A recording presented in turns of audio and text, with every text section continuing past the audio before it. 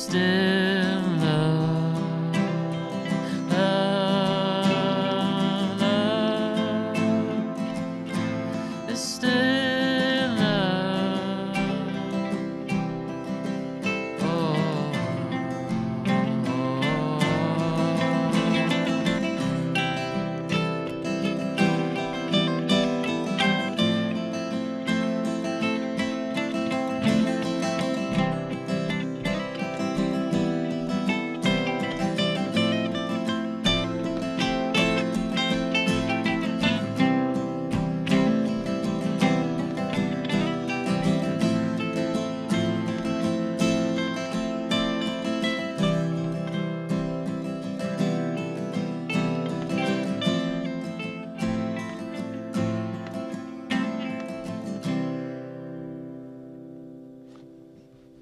All right, Eddie Troxler here. This is another exciting episode of Jazz Chat, jazzchat.org.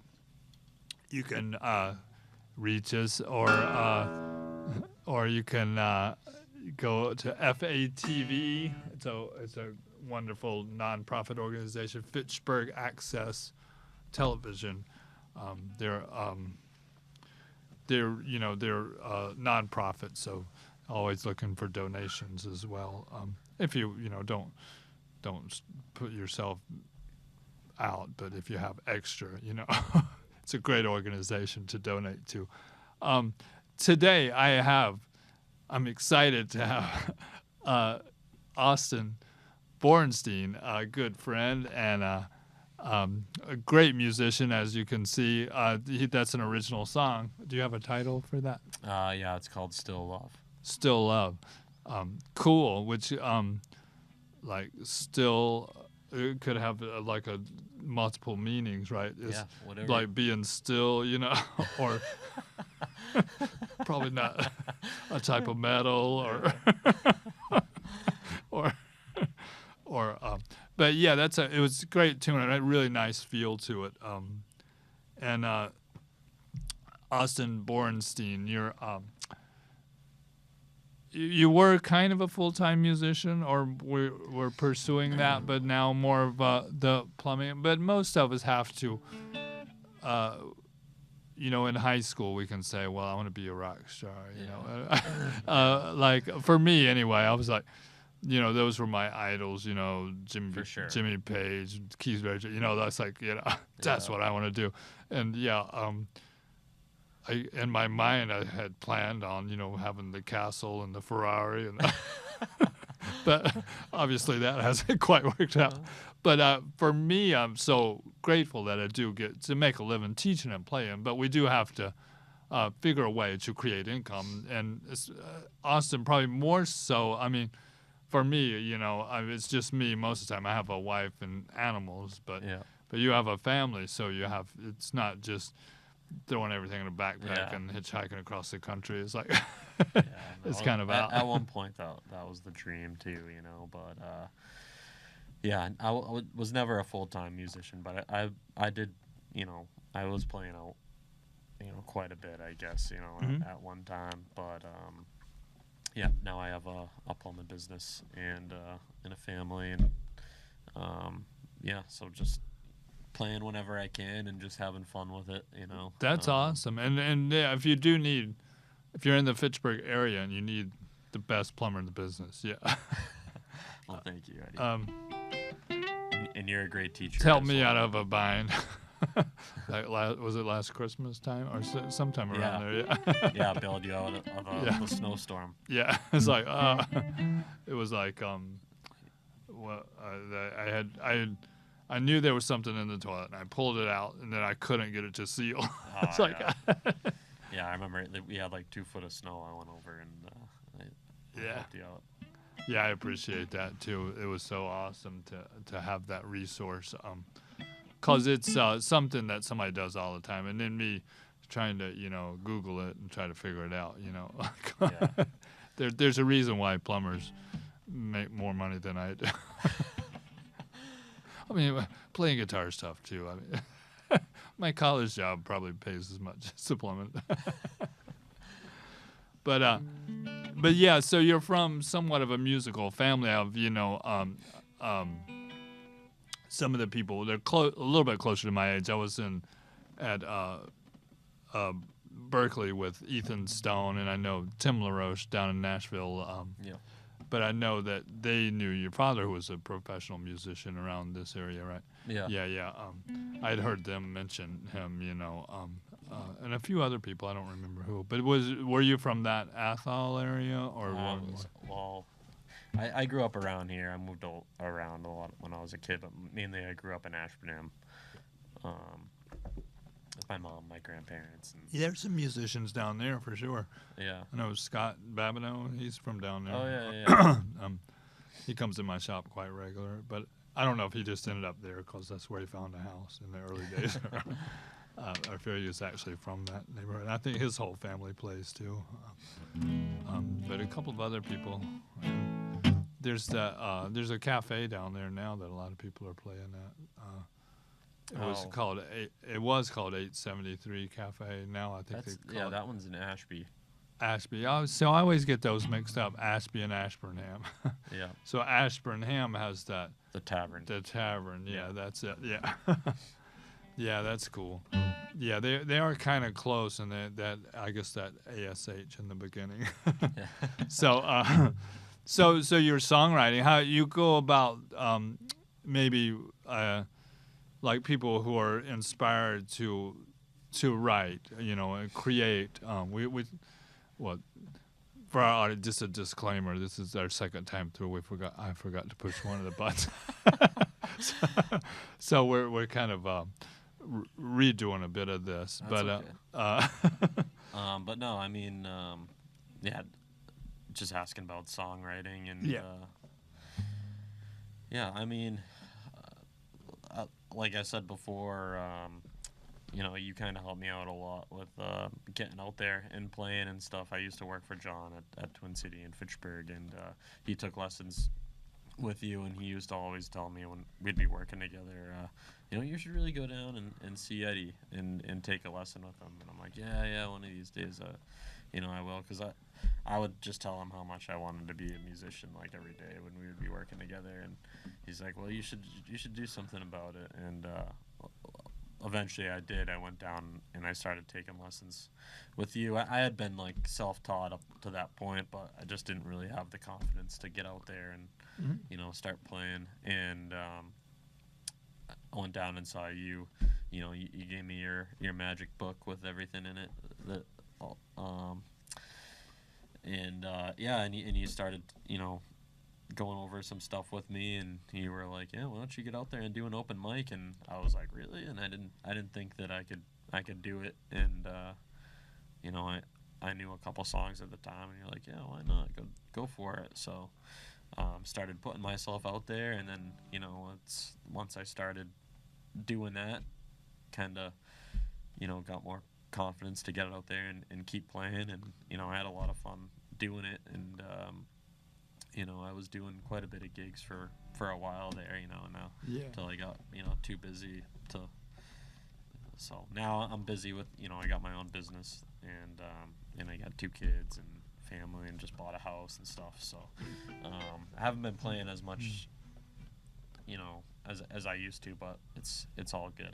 I'm hopefully you'll get back into it, or will you do whatever you want, I mean, I know seems like a lot of my students these days are people more my age that have retired, from their workforce, and they want to get back to playing they used to play, or there's a lot of people who do both, work regular jobs and then play as well.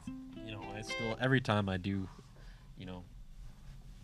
pick up the guitar and start playing again, I realize, oh yeah, I really like doing this, but it's just I'm having a lot of fun doing what I'm doing now, and my kids are little, so I'm spending a lot of time with them, and just I have no complaints. I used to be hard on myself when I wouldn't practice as much, or I wasn't playing, or I wasn't doing enough gigs, and now I'm kind of just like, well, it is what it is, and I'm, like I said, having fun what I'm doing. So. And I think that's important because sometimes I think I see other people getting more gigs than me or something. But are you, why can't I get those gigs? Yeah. Or something like that, which is not really. That's just my own jealousy, maybe. That Yeah, and they say like no, you shouldn't compare. You know what I mean? It's just anything in life. There's always going to be somebody out there that's you could look at them and say, oh, why aren't I doing it as good as that person or whatever. It's like, especially with music, it's like it's so subjective. Like everyone's got their own talents or things that makes them stand out amongst somebody else. Yeah. It's like, so it's kind of silly to compare yourself, but we all still do it. And I think like just trying to get over it as much as you can helps. But And it seems to be so many different approaches to music. I mean, like if I'm playing in the orchestra at Fitchburg State, mm-hmm. they want it played what's written. Yeah. There's charge. Or if I do theater, where I get union gigs from time to time to do, we call it pit band work, as there used to be actual orchestra pits, but these days you're usually on the stage or mm-hmm. behind. But they still call it pit band. But you have to read what's written, and I'm glad I can. Yeah. I can do those gigs. It's not my favorite thing to do, but that's totally different. For me, when I do a jazz gig, I don't like if I'm playing a song, just to play what's written is pretty boring, But if you want to have fun with it a little bit, we're all over the place. Or you listen to somebody like Charlie Parker or those guys or Coltrane doing Summertime. It's not, you hardly ever hear the melody, Yeah. So I think it's about that whole feeling of a communication. It's the same as sitting here talking. Mm-hmm. It's like nothing is scripted here. I mean, we could have written everything down, but it would probably be quite boring, for our audience. So I think music is a lot of that. The same thing. That is this communication, and hopefully. And I was talking to a good friend that's toured all over the world. You can't get out as much as you used to, but that we were talking about how do you put that feeling into music, and that's probably the hardest thing mm-hmm. to teach with any art form. How to express yourself through this art, which can be done through anything, through talking or playing music, singing, and visual arts, whatever. And even when you're doing plumbing and stuff, you're coming in contact with people all the time. Yeah. So that's why you're successful, is because, I mean, if you were really, you didn't look at them when you. Yeah. They probably wouldn't hire you. Yeah. So you have to. You have to have something that's driving you to do it, or like. Yeah, and feel good about it. You have a passion for whatever you do. About it. Yeah. Man, I don't want to do this. Well, this song sucks, man. Well, not like that, but if you're feeling like down in your life, or you got something that's bothering you, sometimes that can be actually like a good fuel for writing a song. Yeah, absolutely. A lot of stuff does come from the deep dark depths. You're going through some sort of bad Yeah, it's tough to write a song. Everything's going great. Yeah, well, I hate to say it, but I'm not doing as much songwriting anymore. But like, I'm pretty happy now. Yeah, it's hard to write a blues tune. Yeah, when everything's going so good. Yeah, well, I mean, obviously, not everything's sunshine and rainbows all the time, but like I said, I'm happy doing what I'm doing, and I'm so busy, just doing that. I just haven't gotten around to too much songwriting, but if you're immersing yourself in it, and you're always playing, and you're also you have your stuff going on in your personal life or whatever, and you combine those things together and you use that to write a song. Yeah, absolutely. And there's lots of different ways, I think, that people write. I mean, there's a lot of talk these days about the whole AI thing and people using that. But still, and I know when I first got to Berkeley, I was an older student in the 90s. a lot of the drummers were worried about drum machines were, just getting, streamlined. Yeah. The Elisa's had a pretty good one, and there were a couple other companies. Roland had some pretty decent drum machines. But to me, I mean, what better person to program a drum machine than a drummer? We kind of need. Yeah. Like, I mean, if we're creating music with the AI, you almost need a musician to. Well, that's what put that's it all together. it's doing. It's taking, music that's already been created by other people, and it's using that to feed its, Yeah, and I think there will always be a demand for live music or to play in, because the same with if you like you use a person talking that like the ones they use on the phone. It's not really a real person. Yeah. There's not really much feeling there. No. I mean, you can cuss them out all you want. It doesn't seem to bother them. Call waiting to me is one of the worst inventions. It's cool. And that I don't know if it's a magic book, but the book that Austin was talking about, you can download a free copy at jazzchat.org. There's also a bunch of resources that you can get for free. And also, if you want to be a guest on Jazz Chat, just contact me through here, or if you're local, Eddie's Music, you can just call me. If you're, I can also do virtual interviews. I've done a few of those. Preferably, I would rather have you in person. And it's really hard with music if we're doing a remote interview. Because there's a slight delay, but we can, if you want to play some of your tracks remotely. And always a free intro lesson, either online or in the shop. So just give me a call. And check out those resources on that jazzchat.org. Do you have another maybe another song you would like to play? We have about 10 minutes or 9 minutes and 30 seconds. Or if you would like to, or was there anything else you wanted to talk about? Maybe that would help our audience, or do you want to? We could jam out a little bit. I mean, yeah, that other one that you were doing, that was a pretty cool one. That E minor to B. Yeah, you want to jam on that a little bit? Yeah, that was cool, and that's just for our listeners, or if you're just starting out, that it's not something that came to me overnight, to be able to just sit and play. But I think it's important to do that, if you're just starting to play, find some other people, that's at your level or better, and do some jamming. I think that for one thing, hours will go by and you don't really think too much about it. Sometimes sitting by yourself, it's like, man, 30 minutes seems like forever to try to practice. and when you do first have that, interaction with another person playing guitar, and you realize even if you're both just strumming along in the same chords and hearing them, hit at the same time, it's a cool feeling, and you get that,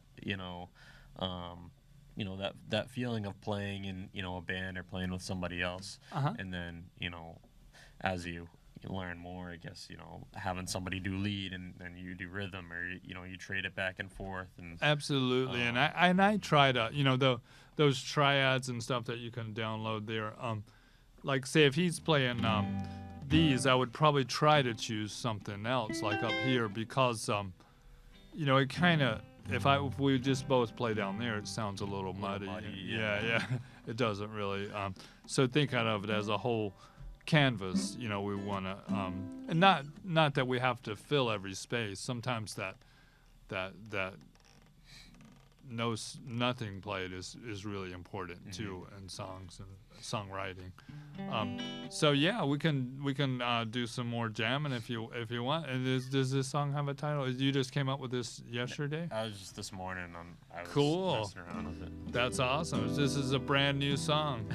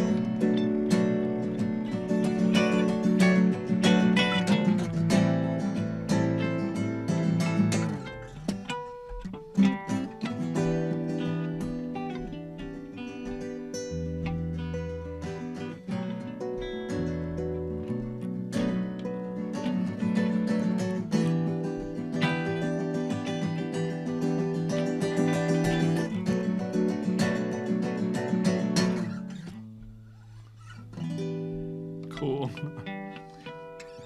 Awesome. That was an awesome song. That we going to have to maybe work with that one and get a title for it happening. I don't know. There's probably something will come. But yeah, a little bit of. I was just kind of I was experimenting a little. I know when I'm on an E minor, I can always grab that harmonic and then the B minor as well, right?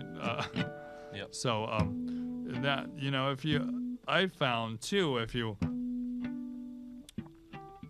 skip a string, like you can go from one to the other. Mm-hmm. It's the B minor pentatonic scale. Oh, really? So I'm going like 7th fret and on the low E, and then the 12th fret on the D, then do the same thing on the.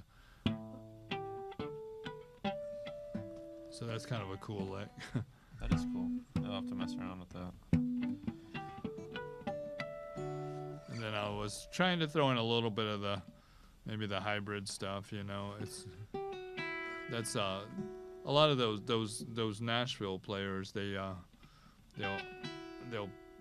use a pick and then they'll play some open strings. Mm-hmm. So what I was doing there, if I go G to F sharp and then a high E open. So yeah. Oh yeah, that's cool. So that's they call that hybrid. So if I pick two, then I grab the open. If you just practice, I'm probably more likely just to use my fingers on all of it because I'm more accustomed. I always forget to pick up my pick and I'll start playing. I end up just using my fingers. And that same here. That's how I learned to finger pick is having trouble. And that's what Same with capos. I learned my bar chords because I can't keep up with it. I got a little like finger picking instrumental song. Whenever, take off on it. Yeah. We got about 2 minutes. Okay, yeah. But we can go out. It doesn't we can matter. go out on it. But yeah, if we do go out, thank you so much for watching jazzchat.org, FATV, Austin Bornstein Plumbing.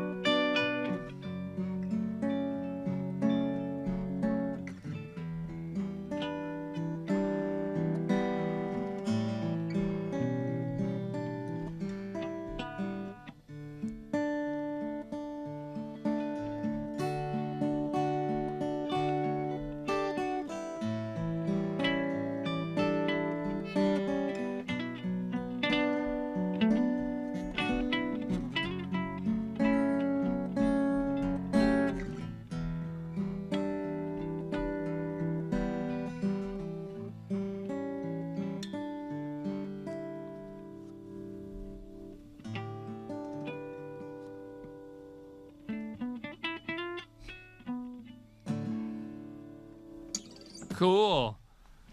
We're just about out of time. We're at 29 minutes and 10 seconds. And we do have to cut it off at 30 minutes. Thank you again for watching Jazz Chat.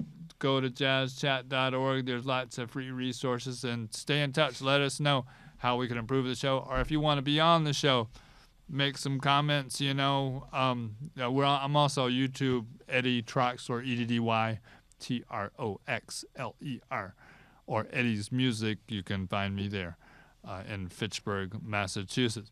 Thanks again. We're out of here. Thanks to Austin Bornstein for coming on the show. Thank you, man.